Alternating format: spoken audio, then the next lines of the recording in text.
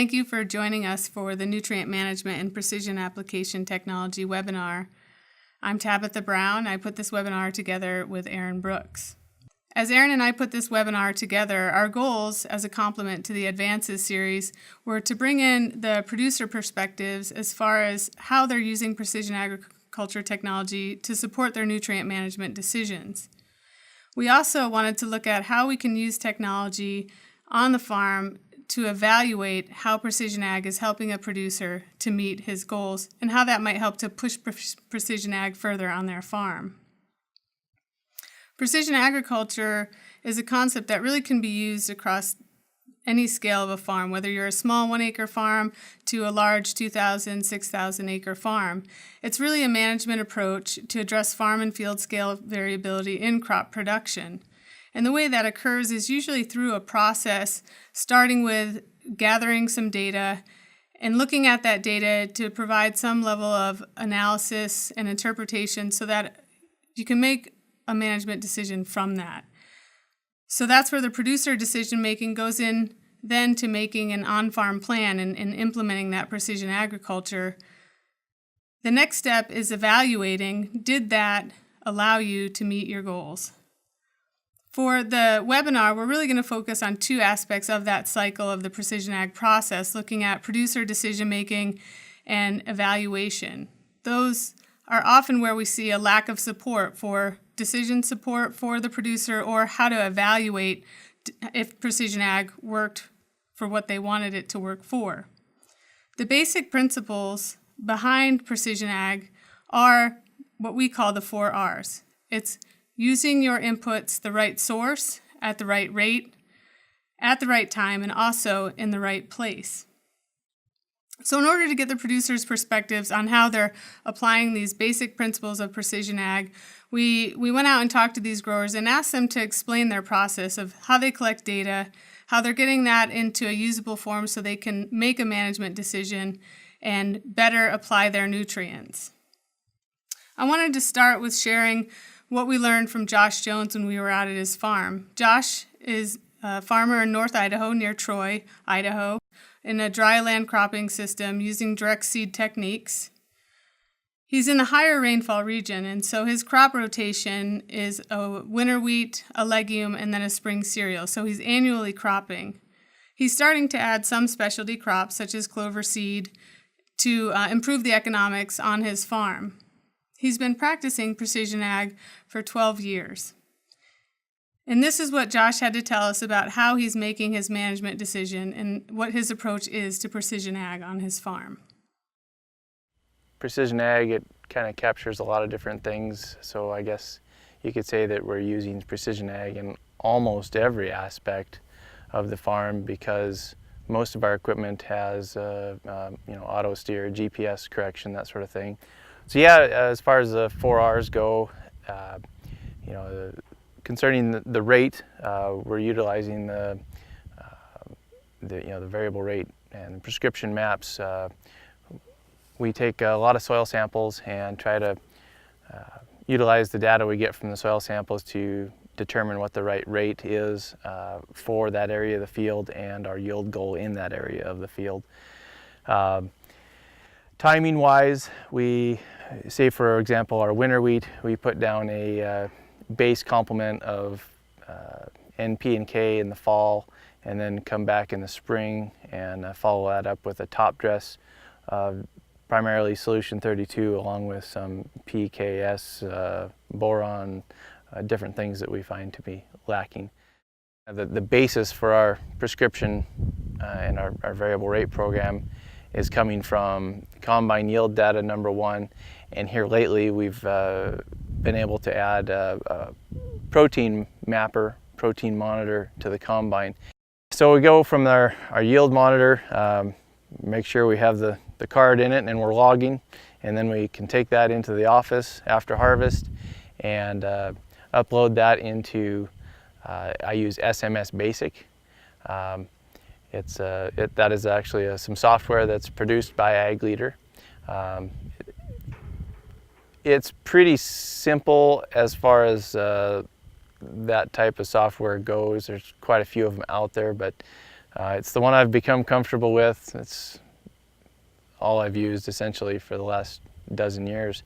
We're able to take that yield data, couple that with our soil samples by zone, which we make our zones within SMS, and then are able to create soil sampling points or locations, and then go out to the field using a handheld GPS and soil sample in those spots in those zones every year. So same spots every year. It kind of gives us a better track, a better running record of what we're actually changing out there. Now that I've been doing this for, almost a decade here, we have 3-4 repetitions of the same crop in the same field, and so I can layer all those together and make my prescription and my zones based off of that. And university data is primarily what we base our prescriptions off of, and our prescription within each zone off of, using that university methodology. We have learned to tweak some of that over the years. I would say most of the time I feel comfortable essentially creating my own recommendations. There's sometimes I get the data back and for whatever reason it doesn't make much sense to me, so I might visit with my agronomist about that. So as I summarize what Josh explained to us as his process, what we see is Josh is bringing in some data to make his maps, his prescription maps, and that data is usually coming off of the yield monitor. Once he makes his maps or his zone maps, that's where he starts to put in his soil sampling points. We call that zone or zonal soil sampling. And from there, he's making his decision on his variable rate application, and he's split applying that variable rate. As far as evaluating how well he did, he's using multiple years of data, so continuing to collect that data on the same farm, field, and the same sampling locations every year. He's able to evaluate the differences he sees across years and across crops. And the other unique thing about Josh is that he is doing all the precision ag himself, from the mapping to the data collection and the interpretation. And that's been fairly unique in my experience. We also asked Josh to discuss some of the on-farm benefits and the role there might be for additional technology, even as a user of precision ag. He indicated he does feel he has higher profitability using precision ag compared to uniform nutrient management, and he sees higher quality crops with the same inputs, indicating a higher level of efficiency with his inputs. There is a role on Josh's farm for adopting additional technology in order for him to utilize precision ag more widely, particularly as he grows his farm.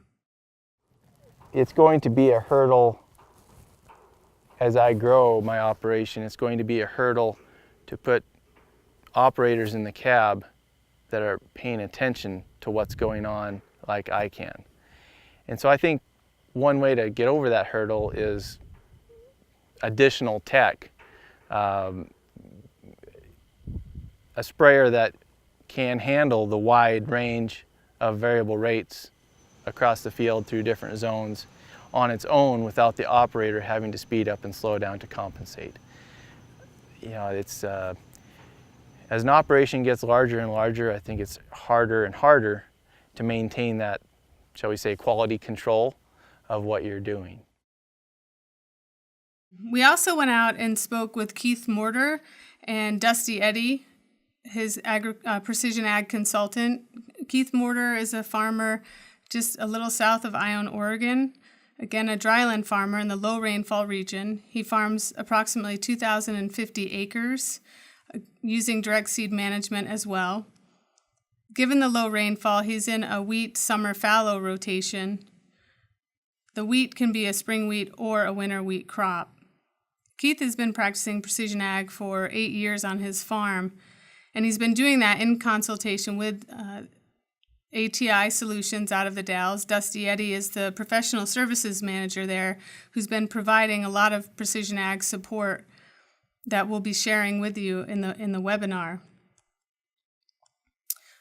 Again, we asked Keith to tell us a little bit about his process and how he goes from collecting data to making a prescription map and employing precision ag on his farm. The defining moment that got me to jump into this was back, I was harvesting to the south of where we're currently at here on a field that had a lot of soil variations. And the average yield was about 35 bushel, but we kept cutting into these areas where it was 19 bushel, and then it would increase back up to 35. And I started looking at that, and after harvest we went out and we pulled a whole bunch of soil samples. The areas in which we were cutting 35 bushel the acre, we found out had a lot less fertilizer than the areas that we were cutting 19 bushel the acre. And so that was a defining moment for me, that the only answer that we could correct the problem with was with variable rate technology. Currently our nutrient needs vary field to field, acre to acre. Currently I have 79 points on our farm that we take soil samples on.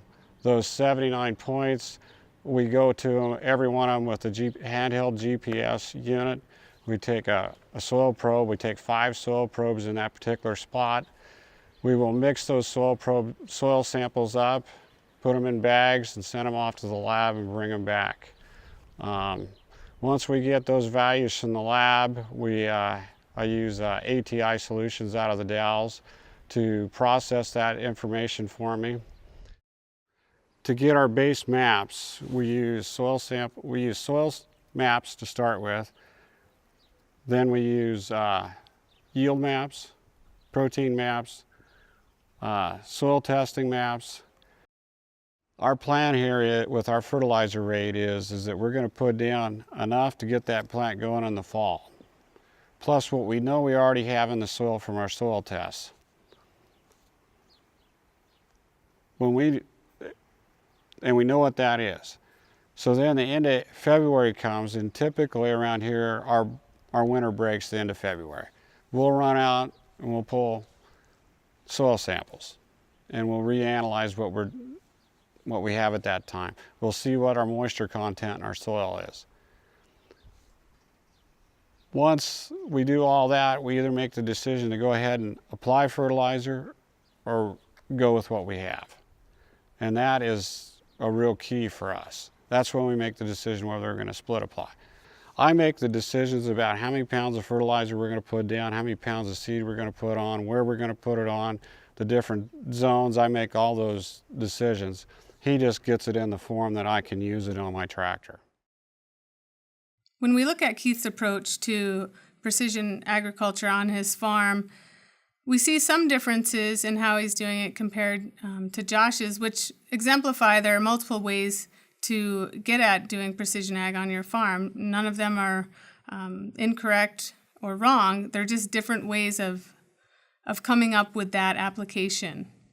Keith uses a lot of maps and data such that he described in order to create his zones, including grid soil sampling.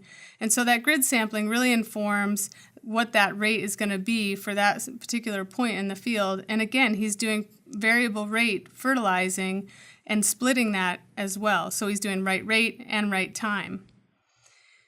And another key piece to what makes precision ag work on Keith's farm is his work with Dusty Eddy in evaluating how well the precision ag plan was at allowing him to reach his goals, greater profitability and greater use efficiency of his inputs.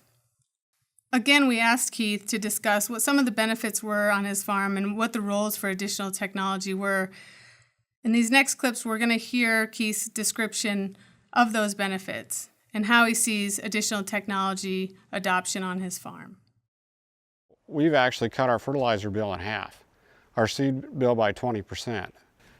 My variable rate seed, the amount of seed that I was seeding prior to going to this compared to what I'm using today, the seed costs alone pay for Dusty Eddy at ATI to do his job.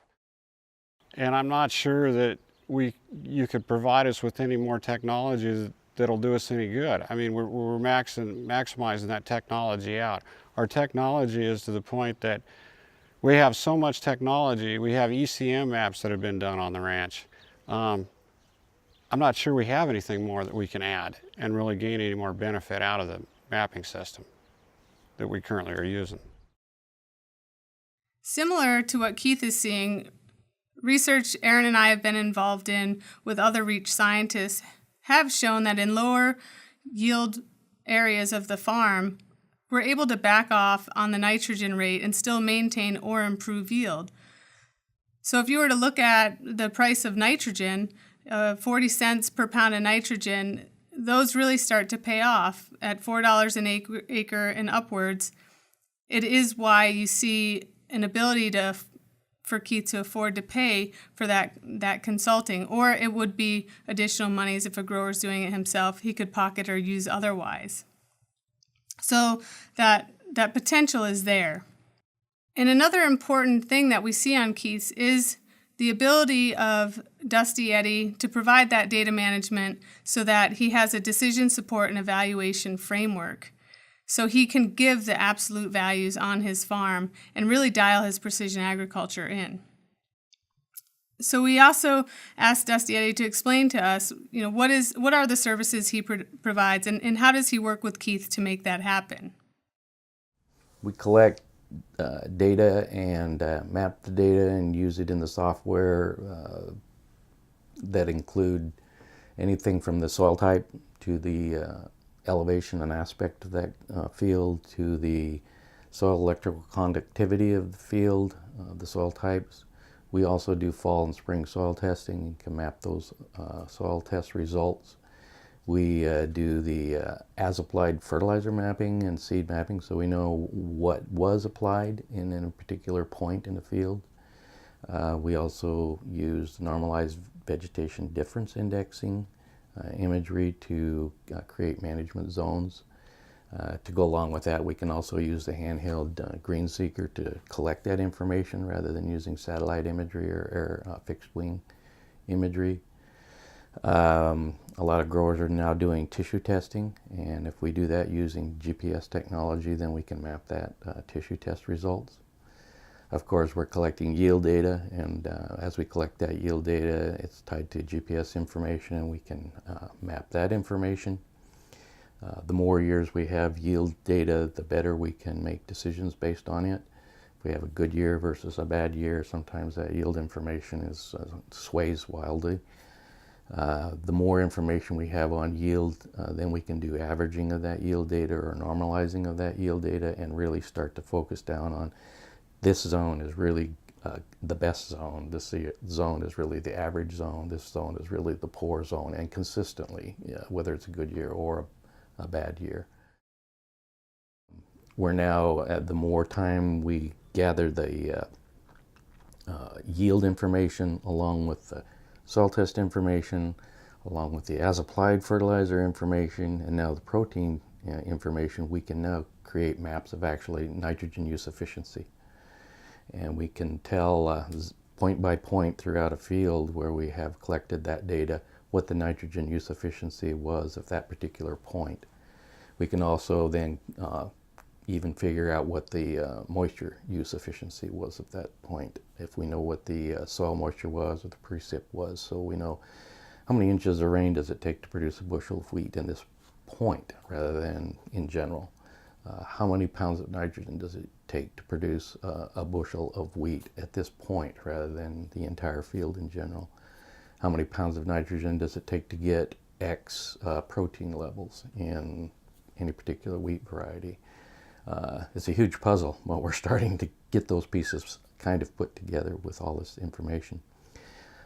The bottom line on all that, gathering all that information, is to figure out what is the profitability of that particular point. So if we've got, for example, on Keith's farm, we've got 79 data points, we can now go back and look at what is the profitability of each one of those points. And that's really kind of the bottom line for most producers is, what is that profitability? How can I either improve that profitability, or should I maybe not be even farming that particular area. It's not profitable. So that evaluation piece is a really important aspect where we believe that the research and as extension, we need to do a better job at getting decision support and evaluation tools in the hands of growers that they can use, or in the hands of their consultants that fits in with the technology that they're using. In this slide, I wanted to show some of the opportunities for on-farm evaluation that we've been involved in, combining both yield and yield quality with some nitrogen use efficiency metrics.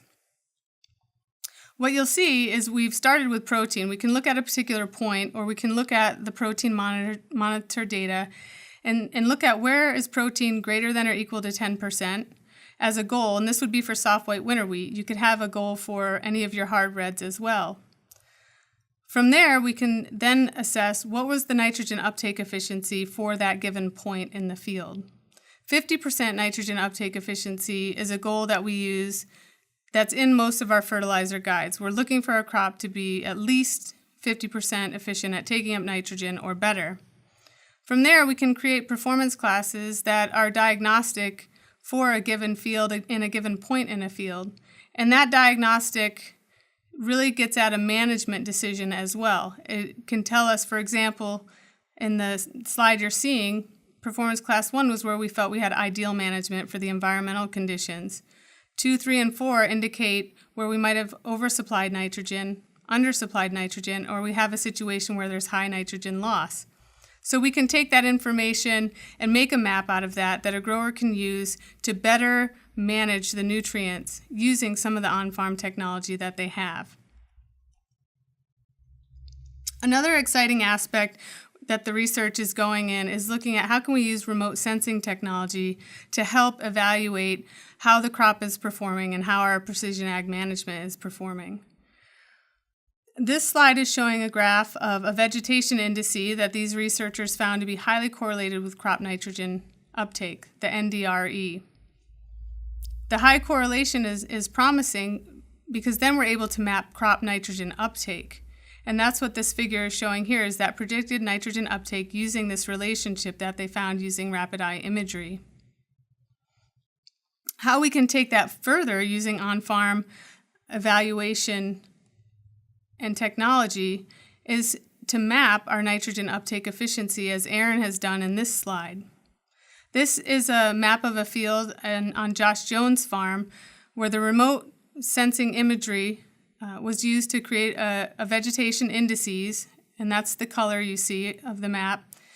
And points within that are where they have calculated what the nitrogen uptake efficiency was using the remote sense data to estimate crop nitrogen uptake, or nitrogen in the biomass, and they've divided it by the nitrogen supply, and the nitrogen supply is calculated from an as-applied map from a grower and using any other fertilizer guides to estimate soil inputs.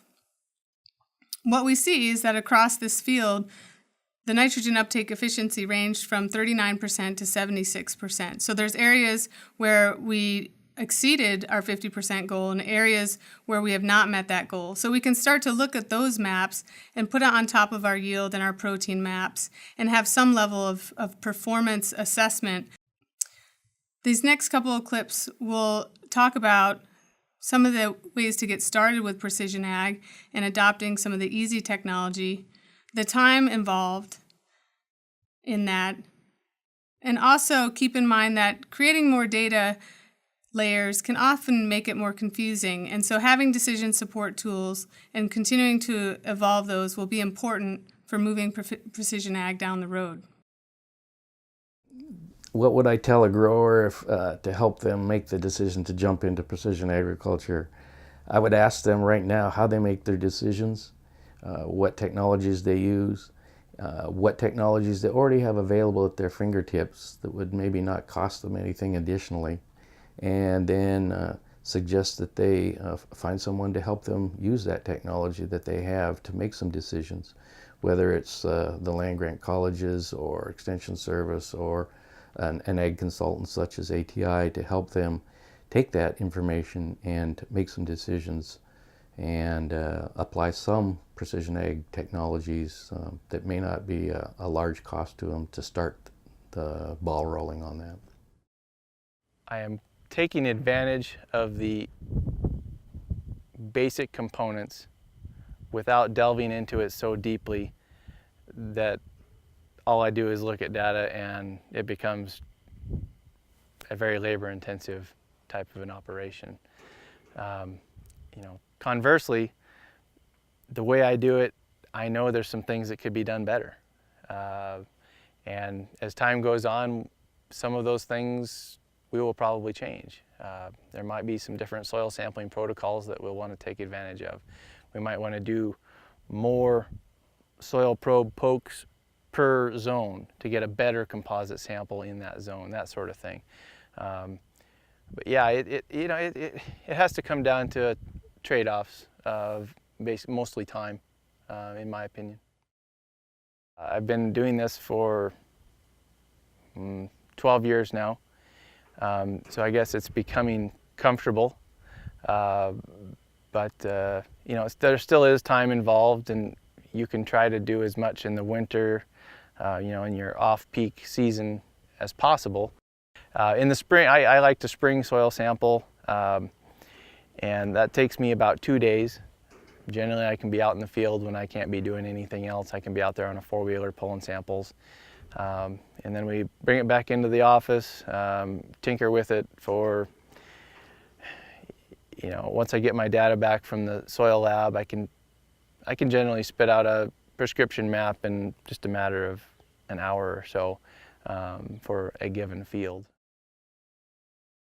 The time up front that it takes to do precision ag is huge, because the decisions that you make are on those points out in that field. Every point is treated as its own point, so you spend a lot of time thinking about what data you have there and how that data works. You might be spending 15 minutes on one point every time you're analyzing new data.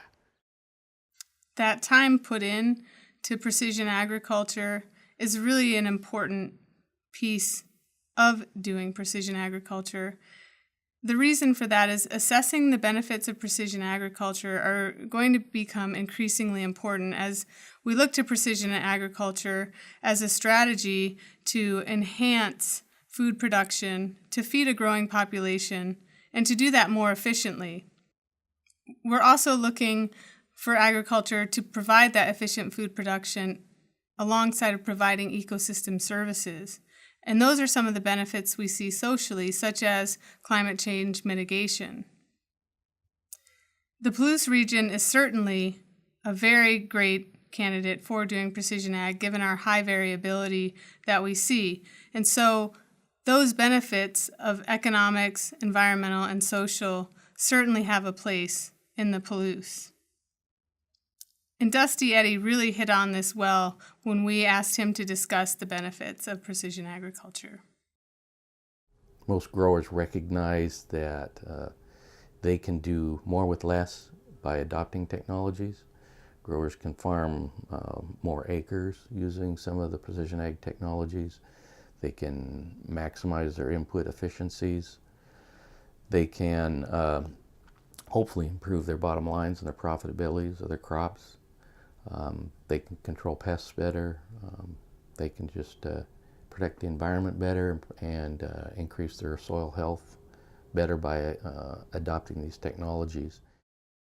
These benefits certainly appear to create great opportunities for precision ag, and we asked the growers and Dusty Eddy, what do you see as the future of precision agriculture? I think the future of precision ag is very bright. I think the future of precision ag is wide open. I think that there's technologies and knowledge out there that we haven't even tapped. I think the future of precision agriculture is actually the future of agriculture. I think there should, the distinction between agriculture in general and precision agriculture is growing smaller and smaller and smaller. Erin and I would like to acknowledge the time that we got from both Josh and Keith, and would really like to acknowledge the time that Dusty Eddy gave to us in talking through these various aspects of precision ag. There's a lot of footage that we took that we didn't show here that shed light on a lot of aspects of precision ag, and we really appreciate their time. We would also like to acknowledge the regional approaches to climate change for Pacific Northwest agriculture for funding this webinar series and the ability of us to work with these growers and what you see in this webinar.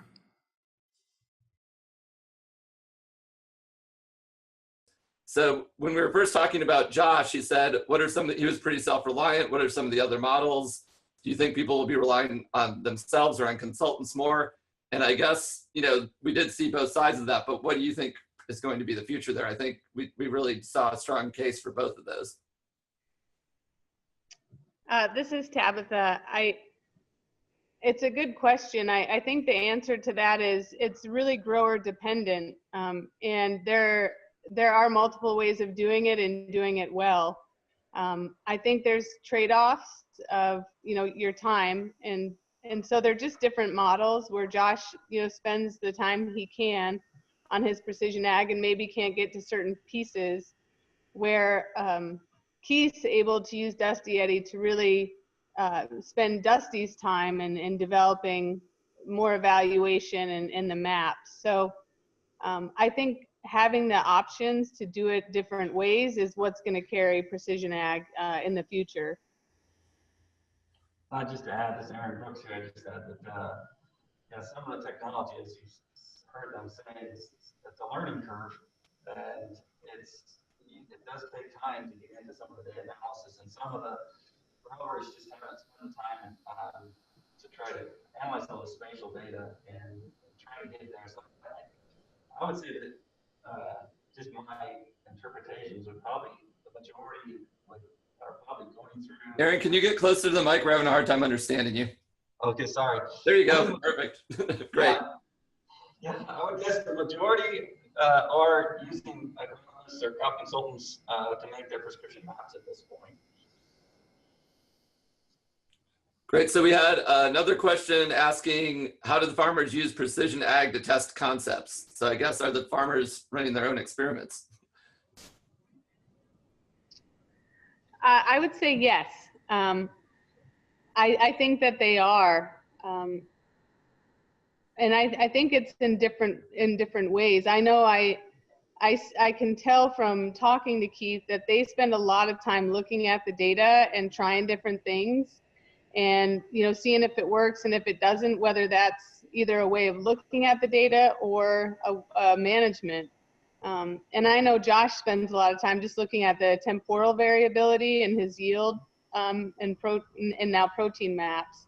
And I think they do play with different management strategies and see if it kind of tightens their efficiencies.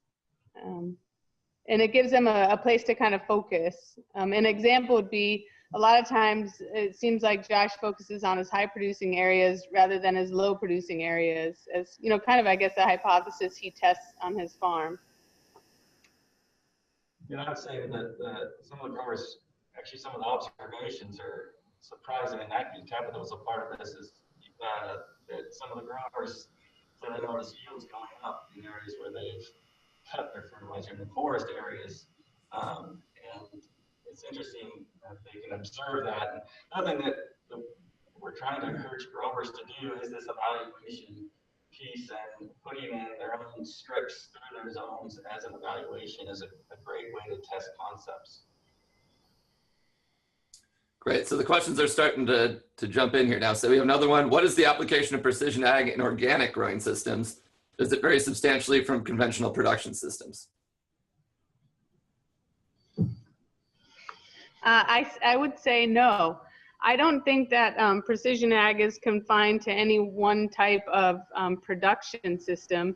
I have seen large variability in organic garden beds, and researchers and growers trying to work together to address that variability. I think the ability to use technology is the difference between, say, maybe a small-scale organic system and a larger dryland production system. They probably would bring a different amount of technology to assess and address that variability. or just different types of technology. All right, we had a question. What are the pros and cons using the NVDI data? And can you define NVDI for those of us who don't know what that is?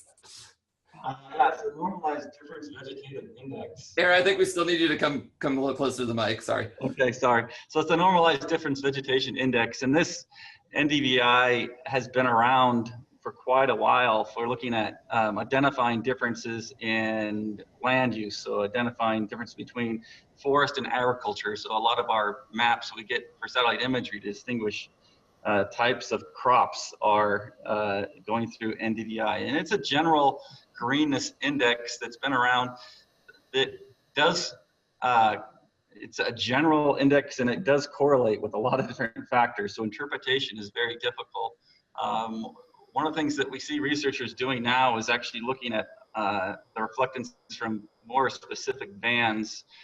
And you heard mention the NDRE, which is using a red edge rather than a red. So it's just a slight shift in the band that they're using in a similar index that really is more sensitive to nutrient uptake in the chlorophyll in the plants. If you start looking at weed identification or disease identification, a lot of researchers are looking at very specific bands and coming up with different indices. There's all sorts of different indices you can interpret from these satellite imagery. And so it's NDVI is a common one people use, but we're seeing as we get to the drone imagery and higher resolution imagery, and you're trying to detect differences in weeds and diseases, that there's a lot more very specific indices that we can use to map out these features. And I think we'll see that more and more, especially in the high value cropping region, where you can start flying the drones and really identifying really specific and catching these diseases before they become a major problem. So yeah, that leads us to our next question. We actually had one from Dr. Egenbro. What is the current view on the applicability of drone-based monitoring as a complement to these systems? And he said you answered it again, but you didn't answer it fully. We can go ahead with that. Yeah, I think, yeah, you're seeing this more, and we talked a lot about nutrient management here, but it can be used to do weed identification or germination if a crop has come up or not, and giving you can scan a wide area, so you can do 1,000 acres or more in a day, and get these quick maps coming back to actually to respond to a problem that's happening.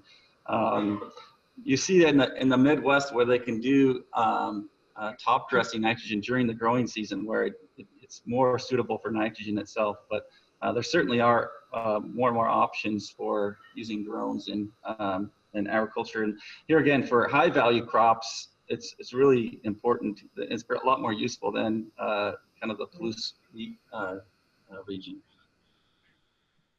Yeah, and I would just add it kind of comes back to I think growers see the value in drones, but we still don't have drone imagery set up to be very practical as far as plugging into their existing systems like SMS.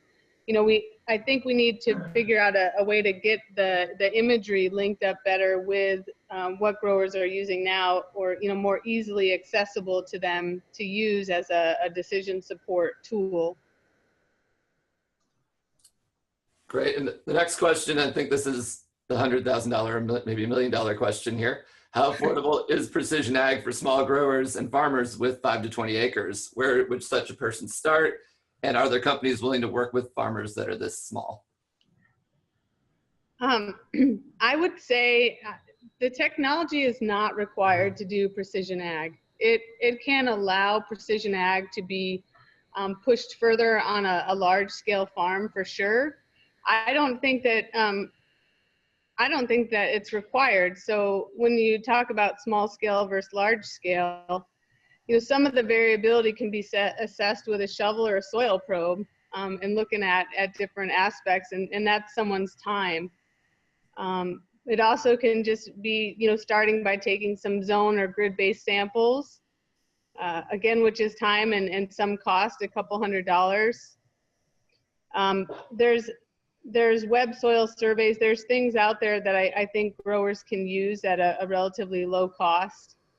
as far as getting started. A lot of combines now come with yield monitors, and auto steer is pretty affordable, or it comes on the tractor. So small or large scale, I think getting started doesn't have to take a lot out of your pocket.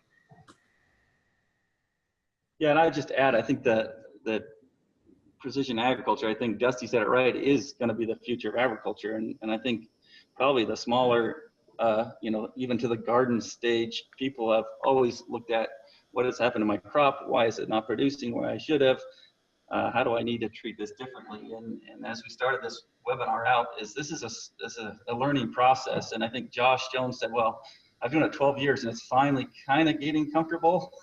And so whether you have a small farm or a large farm, precision agriculture is going out, looking at my yield vary. Why does it not produce this year? What happened?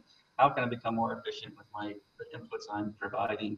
And this whole evaluation piece is I think is really what we want to push and say, well, is it making sense or not? And so we see this as it's a challenging future for agriculture because there is so much a learning curve, but there's so much data and information out there that it's exciting as well, so that we can really start drilling in and really looking at why things are happening rather than responding to what's happening. I would add, I think that the decision support, there's more for larger scale farms, at least out here in the Pacific Northwest with dryland, and probably not the same level of decision support for small growers, small organic growers, or even kind of our 80-acre growers. So I will say that's still kind of a remaining area we could improve on. Do you see these technologies getting cheaper and more accessible for the small farmer? I think that would be a demand side question. Right. Good point. Well, great. So for those of you who don't know, Erin and Tabitha are sitting in front of a class of precision ag students. I was wondering, are there any questions from the classroom that we might answer? You probably have to come up and talk in the microphone.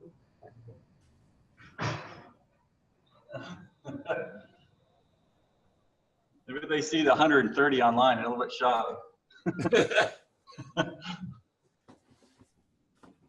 We can, if they have questions after, we can be sure to post those for the group if that's possible. Yeah, and actually we can add those to the edit of this, which leads us to the end of the program. They'll be posted on climatewebinars.net probably, but it's taking a little bit longer because we're editing these pretty intensely. So it'll probably be up in the next week or so.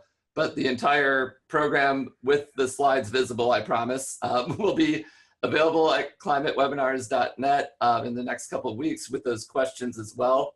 And then we also have our final 2 webinars coming up in this series next Monday and the Monday after that. You can register for those at those locations as well, or at reachpna.org. Again, the publication, Advances in Dryland Farming in the Inland Pacific Northwest, is available at that WSU link. And with that, I think that's everything. Erin and Tabitha, do you have anything else to say? Thank you for joining. Yeah, thanks for hosting. Great, I really like this format, so I'm glad this worked out, and we'll hopefully see you Thursday or next Monday. And I'd like to thank everybody for attending, and be looking at climatewebinars.net for the recording so you can see what all those slides said. Thank you.